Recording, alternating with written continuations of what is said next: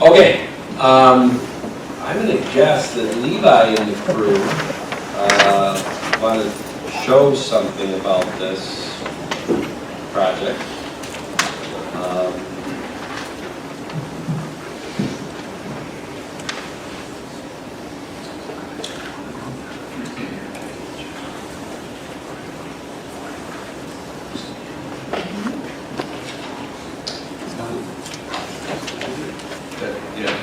That is the end of the open report. We are now on to consideration of this resolution to refer it to the planning board. The town board needs to get some more education. Good evening.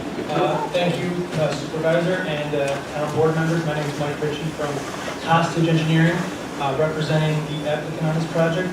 Also with me are Tom Palmero and Levi Parmere, from Americo and U-Haul. They can respond to make more technical operations type questions, but I'll just briefly kind of go into a summary of this project. We are here before this board requesting a special use permit. Although self-storage is a permitted use within the LC2 district, any structure over 5,000 square feet requires a special use permit, which is why we're here.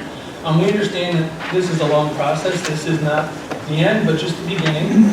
The concept plan that we have prepared, I shouldn't say we, Americo has prepared, is the ideal layout for their operations. We understand that there's going to be a lot of discussion with the town and residents and boards regarding specific details. For example, one of the issues that I heard the residents discuss about was traffic. I believe that this use is a very low traffic generator. In fact, in your application materials, Americo provided trip generations based on the numerous sites they have across the country. Their average daily trips to a U-Haul center is 31 trips on a weekday and 53 on a weekend.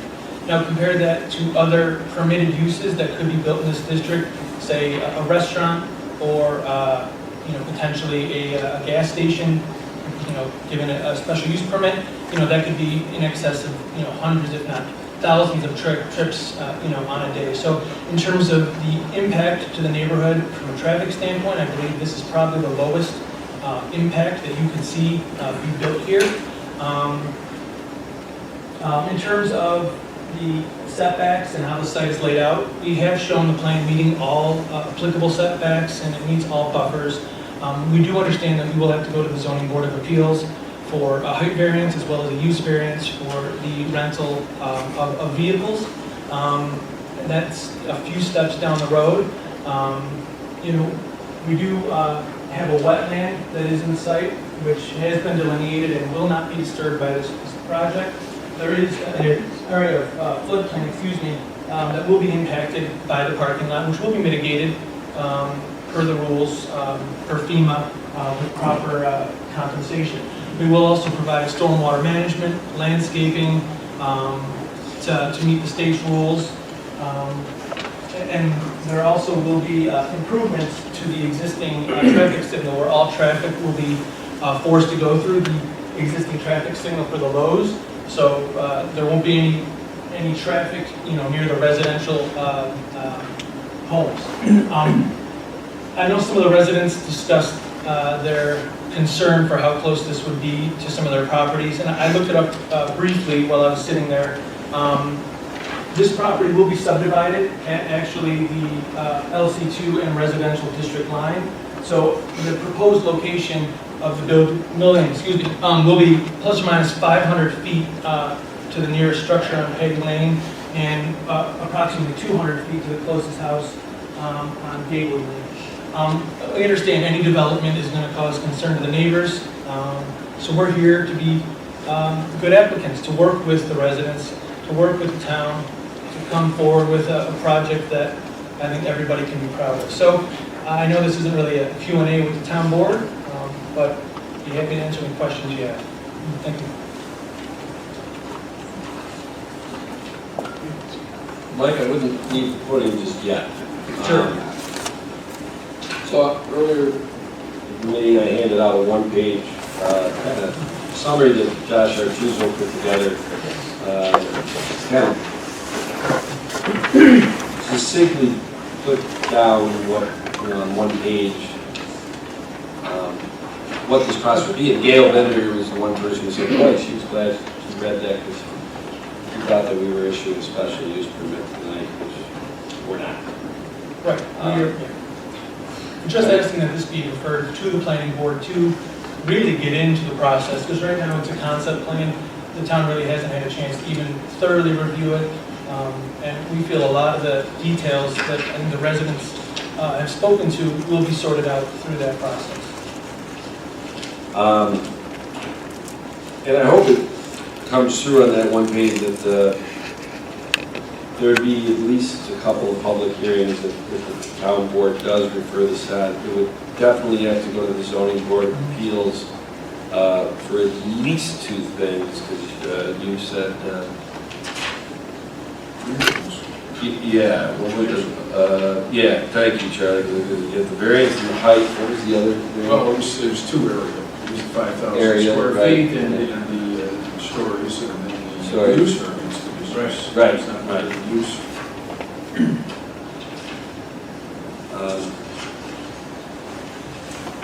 So Charlie, let me ask you this. I said you're going to be doing some lawyering tonight, okay? Would you agree with the bold statements on the one-page handout that the town code requires that the application of this station with the town board for an initial review, the town board to take one of the following actions: take no action, request that the applicant modify the application and resubmit, or refer the application for review to the planning board and start the process? Yeah, so that's correct. That's right. Sketch review That's plan. right out of 26919. Okay.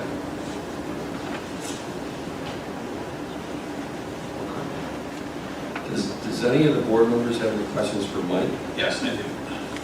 Before we get into, I don't have any questions regarding the code. I reviewed the code. I reviewed all the documents. I've read everyone's posts on social media. I've listened to everyone here. Thank you very much for showing up and coming in today. I guess I had a couple questions regarding the short environmental assessment for Part 1 project information. Under number 2, it says, the question is, does the proposed action require a permit, approval, or funding from any other government agency? And I believe it does require a special use permit, and you wrote no on that. So I was just curious about that. And under number 5, is the proposed action a permitted use under the zoning? And you checked not applicable on that, so I was wondering why that was checked not applicable.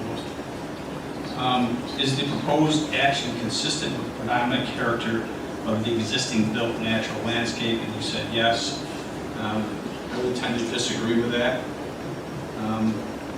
Will the proposed action result in a substantial increase in the traffic above the present levels? You said no. My question is, have you done a traffic study? Do you plan on doing a traffic study? I know you alluded to other U-Hauls across the country, but do you have a traffic study done for this area? We have not prepared a traffic study for this project at this point. If the board wishes to see it, we can work through that. Traditionally, the first step is the ITE manual. The traffic manual has a lot of guidelines based on similar uses, and that kind of sets a threshold. The typical threshold for whether or not a traffic impact study is warranted is plus or minus 100 vehicles in a peak hour. I think we can show to this board and other boards that you're going to be looking at a peak hour maybe at 10 or 12 vehicles, well under the threshold for a traffic impact study. But if the boards do insist on seeing something of that nature, I could speak with the developers, and I'm sure they could provide. Thank you. Number 13, part B, the question is, will the proposed action physically alter or encroach into any existing wetland or water body? And that was not answered, either yes or no. So I was just curious about that. It will not encroach into any wetlands. It will impact a floodplain that is not technically a water body. But again, like I said in my presentation, any impacts to the floodplain areas will be mitigated with compensatory storage in other areas on site, as to not cause any negative issues to the floodplain. Sure, I was just curious as to why that specific question was not answered. Yeah, Yes, I apologize. Either yes or no. Yeah, I apologize. Maybe missed It was prepared by others, so Okay.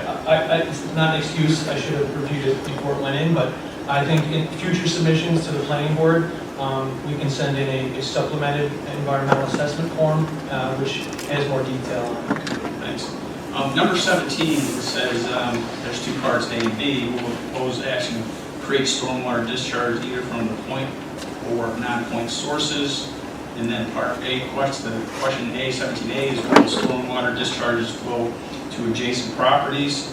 And part B is will stormwater discharges be directed to establish conveyance systems, runoff, or storm drains? And ironically, none of those questions were answered either. Yeah, And I know that the wetlands is a pretty significant issue to, assuming the board, but also to the neighbors. So I was just wondering why that was just not even addressed. I apologize. Again, I think it was so early in the concept phase when this was submitted. I think whoever prepared this didn't have the answer. But I can state that predominantly the drainage does flow from south to north, and the plan for this project is going to have a stormwater management facility on the north side of the site and discharge to the existing culvert that goes under 104 and continues north. Sure, and then number... John, before you, because I don't want Mr. Whitcomb's arm to be set, but I should have said this earlier, and it's that I'm sorry, I didn't know this. the only really, because of the way it's videotaped and all that, you really can't speak from the crowd. That's why we have the I'd podium be time. willing to go back up. So I just want to have you make sure that, and I appreciate, the manners of having the hand up, but you can put it back down. We're going to keep on going. Okay, We're when he's right done, now, will I we're have... closed down to the 5 minutes on the podium, and now we're to the town board doing a Q&A with the developers that's here. I understand that. We'll have an opportunity later on. Let's keep going here, okay? Okay. All right. John, your next question. Thanks. Similar question, number 18, does the proposed action include construction or other activities that will result in the impoundment of water or other liquids? That wasn't answered either, but I'm assuming it It will be a Same stormwater reason, pond. correct. Yeah, again, I apologize. When this was submitted, it was more towards the special use permit of the allowable use, and I know the concept plan had not been advanced to the point where some of these questions could have been answered by who prepared it, but that's our next step, is to really dive into all the details, meet all the requirements of the town and the state, and present that to the town and the town engineer and town staff so they can review and we can work through that technical process. Sure. Thank you. So, Mike, I'm just going to, is it okay if I make some comments now? Yeah. At this point? Okay. So, I read the code 350-17. Josh, thank you for sending it out, Josh, and also preparing your statement that I'm assuming everybody got in the audience. So, in reading through the code, I went through and I highlighted some areas, sentences that I thought were pretty pertinent to what was being presented. And the first sentence in the code is what I had highlighted. And it reads this is what it reads. The intent in creating this district is to accommodate existing residential uses. The next sentence that I highlighted was new commercial development shall employ architectural styling and detail that is consistent with the residential nature of the surrounding area. And the next I highlighted was multiple family dwellings are also appropriate in conjunction with a limited range of first floor commercial uses on lots which do not meet development standards for low or medium intensity commercial uses. Now, Part A, permitted uses, number 5 is mini storage, self-storage facilities. And in my opinion, this is not mini storage at all. It does not conform with the neighborhood at all as far as the architecture goes. There's going to be a number of variances that are going to be required for this particular development and use. I'm in agreement with a great deal of people that have commented, and I don't believe that this project follows the intention or language of this 3050-17 low-intensity commercial district. And I feel strongly that there's so many variances and special use permits that are going to be required. I'm of the opinion and position to take no action on this at all. That's my comments. Mr. Supervisor, I'd like to propose a motion. Town board take no action on this application. Second. Can I make, before, I was gonna ask Charlie to just give a little bit more legal, he was a lawyer. Elaborate on what take no action means, Charlie. Well, take no action means that there's not going to be a referral, there's not a referral with either comment or there's a request for modification, nor is there any further instructions to the applicant. So no action would be nothing, basically. Okay. What's their next step? And that's a wonderful question from the crowd that people watching on TV couldn't hear. Somebody from the crowd said, what would be their next step? And that's my concern about the no action, is that then okay, we're gone, and what do they do? We've given them no guidance. Well, All right. that's... Now, I will say this, and we're going to get to the motion in a second. And Bill, I appreciate that you made the motion. Jenny has not gotten a chance to ask any questions, nor has she made any comments. John did, all right? Patty has not made any comments or asked any questions. I think, Bill, you've made your statement. You don't need to ask any questions or comments. I'm assuming because you made the motion.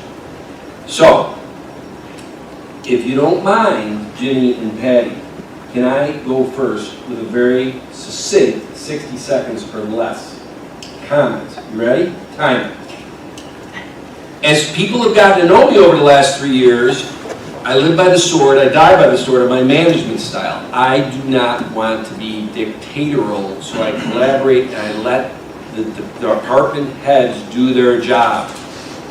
Well, I let the Zoning Board of Appeals and I let the Planning Board do their job. And if you didn't discern from that one page that there is a lot of work and a lot of digging in that the Planning Board would do through sketch plans and through preliminary or whatever it's called, approvals and final approvals and zoning board. And Gail, you said the CEA factory, who ended up shooting that down? The ZBA. Let them do their job. That's my modus operandi. All right? So when I look at this, like I said, I'm trying to balance the emotion of 10 people coming in that are neighbors, okay? But I'm also trying to factor in that the zoning board and the planning board, they're going to do a way more deeper dive than even Councilman Cahill, who's pretty darn good, huh? It was pretty impressive when he rattled off all the things that he looked at on that. I can assure you that the zoning board and the planning board will do a deeper dive. If they go through all that, and maybe they give them guidance on what to truncate it down to 3 stories. I know I'm over 60 seconds, all right? And I don't care. Maybe they tell them these things. Maybe they counsel them on the water, the 20% coverage, all this. We do a no action. We gave them nothing. And we also decided that we don't need a zoning board and a planning board because we are omnipotent as a town board. So, we're going to be comments and questions. I'm going to be very honest about this, okay? I would rather see it move along in the process. In fact, Josh, can I ask you something? Most towns of this size, does it start at the town board to refer something like this on to the planning board and zoning board? Not usually. No. Because it ends here. It ends here. You read that, Gail, didn't you? The special use permit would have to be issued by us. And by the way, in the last year, Publishers Parkway, a 20-acre parcel they wanted to do senior housing on, they went through the planning board, they did all this stuff, zoning board, they got back here and we shot it down 5-0. That's when the town board has the last say. I get concerned the town board having the first say. And I have a lot of concerns the town board having the first say when the first say is no action, and as Attorney Genesi just said, we've given no counsel or input to the developer and the engineer. I find that odd, but that's my management style. So, Patty, after my 1 minute, I'll say it metric time, okay? Or Jane, by all means, you guys can ask as many questions or make the comments you want, and then we have a motion out there. And we have a second to that motion. So we have 2 votes right now for no action. Patty or Jane, the floor is yours. So I think that Councilman Abbott and I might be in a unique position in that 13 years ago, we were both sitting on this board when it came to us for a reason. So we, like many of the residents who've come up to speak tonight, have the same history with it as you do. I would disagree with the supervisor in that we've given the developers no guidance. I think they've probably heard an earful of guidance tonight, perhaps not from us, but from everyone who lives near this project. I have concerns with it as well. It does not meet my concept of mini storage. I also noted in the application, I heard a lot of people talking about a 24-hour facility. I do see that it's, at least the hours of operation you presented are not 24 hours. So I just want to give you that. I get that. I have all the same concerns that all the residents do, and my concern with sending this on to the planning board is that they're going to get so far down the road, much like it did with the property on Publishers Parkway, and we're going to go through that whole process and come back to us. And I will tell you that before I could approve a special use permit, I'd have to see major modifications to this project. So I am giving you some guidance from where I'm sitting and my feelings on this. Okay. I also want to add just one more thing if I could. As I looked at this and I looked at the entire application and I gave it some thought back to the 13 years ago when we did rezone this, my concern is if we go too much farther down the road and there are any variances granted for this, we're just diluting what we did 13 years ago. And I think we just keep making concessions to the point where it doesn't mean anything anymore. And I'm She kept it in there. no, Jenny? Well, excuse me. Well, anyway, I'm honored and I'm privileged to be up here and to be the voice of all of you. And I deeply thank you for every single one of you to come here and give us your input. As a town board here, we all trying to do our best to do what's best for our community, what's best for our constituents.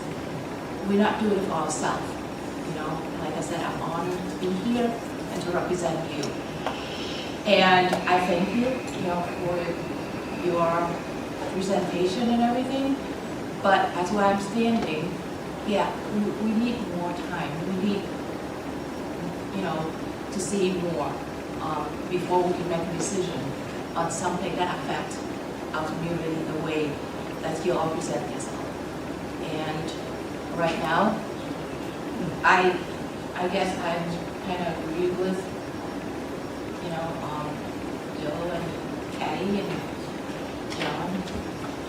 And I'm sorry, Tom. I mean, you have a great, You don't have to be sorry about anything. great This is ideas too, but the greatest country in the world because we have different things. And I know I pointed this out before, and I'm going to point it out again. Some of these people have not been at previous board meetings. But this, in my opinion, this board is unique in that we have open discussions and we don't always agree.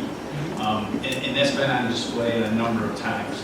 And believe me, I've been to enough board meetings, whether it's school board meetings, village board meetings, where you won't see an open discussion on a topic, even as controversial as this may or may not be.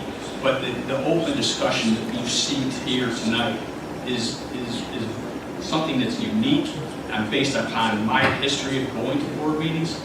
And I'm proud of all these board members, and I'm proud to be a part of this board for that one reason, is that we do have these debates and discussions, and they're not taking place, you know, behind the scenes. We're having the discussion open, which is the way it should be upon listening to the input that we've received from our residents and from the developer. And it's good. I love seeing this. I really do. And I appreciate the participation today, too. So, take two. Want to do it again? I believe that this project I thought you were going to make the should be a motion. motion to take no action. Okay. Second. Councilman Abbott? Aye? Councilman Cahill? Aye. Councilwoman Wynn? Aye. Councilwoman Tomlin? I, Supervisor Serrano? I gotta make friends tonight with the name, for the reasons I gave. Motion passes. Yes, 4-1. I'm a good politician, I'm not sure. I could just go on 5-6. You know what? This isn't for me. But I said what I said. And one thing you'll notice I didn't say tonight, did you hear what I said I thought of the project? I was taught when I got in this position, and Mr. Kashadi's back there. We're not supposed to influence the zoning board of appeals or the planning board, right? Never have, So I'm not going to talk about what I think of this project. never have. Because if it ever comes back to me for special use permit, and whatever you guys do with it, if it ever comes back, then I'll talk about what I think about the project. Well, that concludes tonight's meeting. Thanks for participating in... I'm also a lifelong Webster resident. I work for U-Haul, and I'm a little upset that nobody would even let us get to the next step to show you guys what we can do. And I appreciate that, but if you've been sitting here, you might have been behind the beam. The no vote, or the no action, which I said I was concerned gives you no guidance. I think Deputy Supervisor Cataldi summed it up very well, that there has been guidance given. And We want to work with the neighbors. I gotta say this, we're done, Let's go. okay? So, thank you, everybody. That concludes tonight's board meeting, the public side of it.